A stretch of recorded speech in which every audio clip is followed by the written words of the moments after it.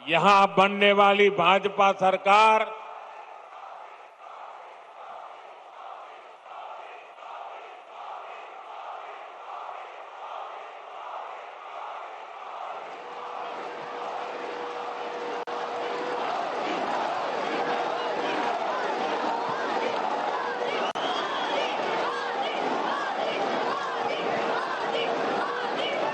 साथियों, जब भाजपा सरकार बनेगी, हेरिटेज टूरिज्म पर भी बल देने का हमारा प्लान है।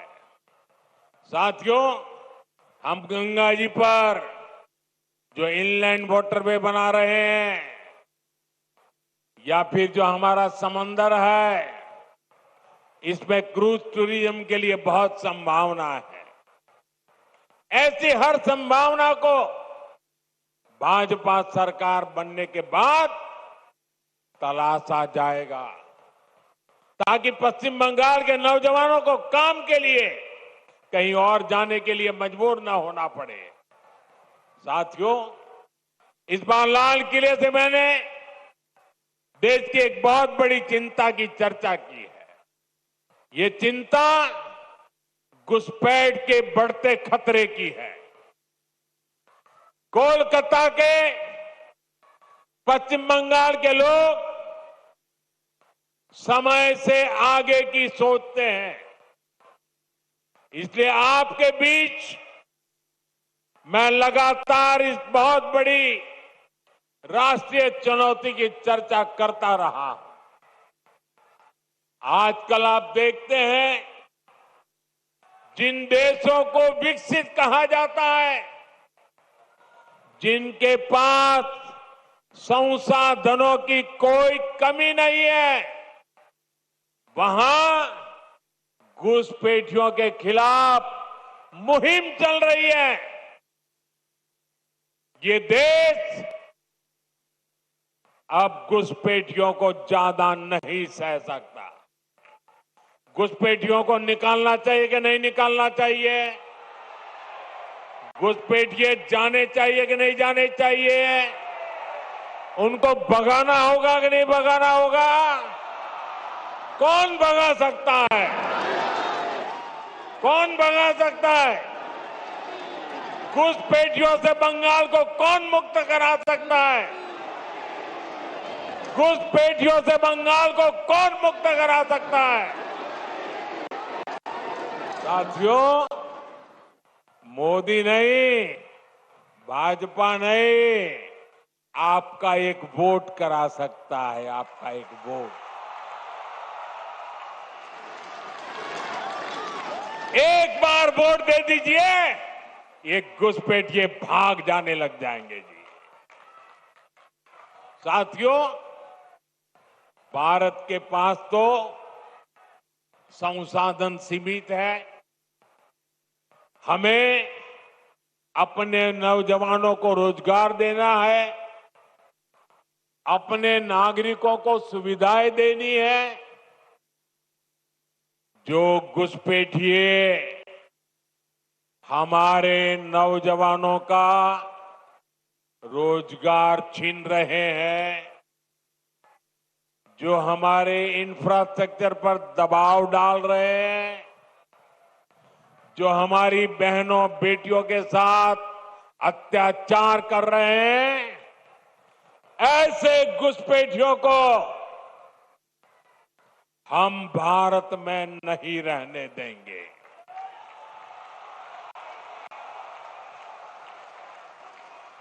इसलिए भारत सरकार ने घुसपैठियों के खिलाफ इतना बड़ा अभियान चलाया हुआ है। लेकिन साथियों, मुझे हैरानी है कि टीएमसी, कांग्रेस समेत कुछ इंडी अलायंस के राजनीतिक दल तुष्टीकरण के आगे घुटने टेक चुके हैं। ये राजनीतिक दल सत्ता की भूख के लिए घुसपैठ को बढ़ावा दे रहे हैं। कुछ जगह पे तो दिख रहा है उन्होंने घुसपैठियों की शरण ले ली है। साथियों, पश्चिम बंगाल तो सीमावर्ती राज्य है। जिस प्रकार बॉर्डर के इलाकों में डेमोग्राफी बदली जा रही है, ये पश्चिम बंगाल में सामाजिक संकट भी पैदा कर रहा है। खास तौर पर किसानों से धोखाधड़ी करके उनकी जमीन पर कब्जा किया जा रहा है। आदिवासियों को गुमराह करके उनकी जमीन हड़पी जा रही है। देश ये सहन नहीं कर सकता, इसको रोकना ही होगा। इसलिए इस बार लाल किले से मैंने घुसपैठ के खिलाफ विशेष डेमोग्राफी मिशन की घोषणा की है। जो लोग सिर्फ यहां हमारे लोगों की रोजी रोटी छीनने आए हैं, जो फर्जी तरीके से कागज बनाकर रुक गए हैं, उनको यहां से जाना ही होगा।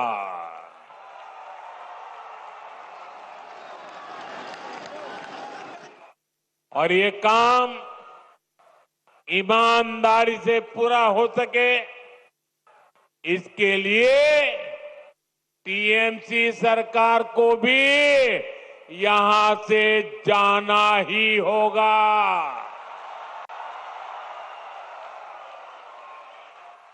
साथियों, पिछले 11 साल से देश भ्रष्टाचार के खिलाफ निर्णायक लड़ाई लड़ रहा है। अब इसी दिशा में देश ने एक और बड़ा कदम उठाया है। इस बार लोकसभा में भाजपा सरकार एक बहुत बड़ा एंटी करप्शन बिल लेकर आई है। मैं बंगाल के लोगों से इस बिल के बारे में विशेष तौर पर बात करूंगा। साथियों, आप भी जानते हैं, हमारे देश में अगर एक छोटा सा सरकारी कर्मचारी, चाहे वो सरकारी कर्मचारी ड्राइवर हो, प्यून हो, सरकार की किसी कैंटीन में काम करता हो, सरकार में कहीं साफ सफाई का काम करता हो, अगर वो कर्मचारी को किसी पुलिस वाले ने जेल में बंद कर दिया, तो करीब करीब 50 घंटे में अगर उसको जमानत नहीं मिली और 50 घंटे जेल में रह गया, तो ऑटोमेटिक उसकी नौकरी चली जाती है, सस्पेंड हो जाता है। एक छोटा मुलाजिम 2 दिन अगर जेल में रहे तो उसकी जिंदगी तबाह करने के कानून है। लेकिन कोई मुख्यमंत्री, कोई मंत्री, प्रधानमंत्री अगर जेल चला जाए तो उसके लिए कोई कानून नहीं है। और हालत तो देखिए, आजकल ये लोग इतने गिरे हैं कि जेल से भी सरकार चलाने की कोशिश कर रहे हैं। पश्चिम बंगाल ने ये साक्षात देखा है, बार बार कई बार अनुभव किया है। टीएमसी के एक मंत्री टीचर्स घोटाले में आज तक जेल में है। शिक्षक भर्ती का गंभीर घोटाला, घर से नोटों का पहाड़ मिला, लेकिन तब भी वो मंत्री कुर्सी छोड़ने को तैयार नहीं थे। जनता की हर भावना को यहां निर्ममता से कुचला जाता रहा।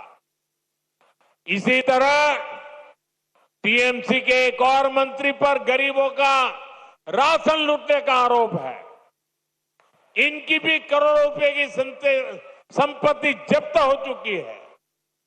ये मंत्री भी जेल जाने के बाद कुर्सी छोड़ने को तैयार नहीं थे। इन्होंने भी जनता की भावना की, संविधान की भावना की कोई परवाह नहीं की।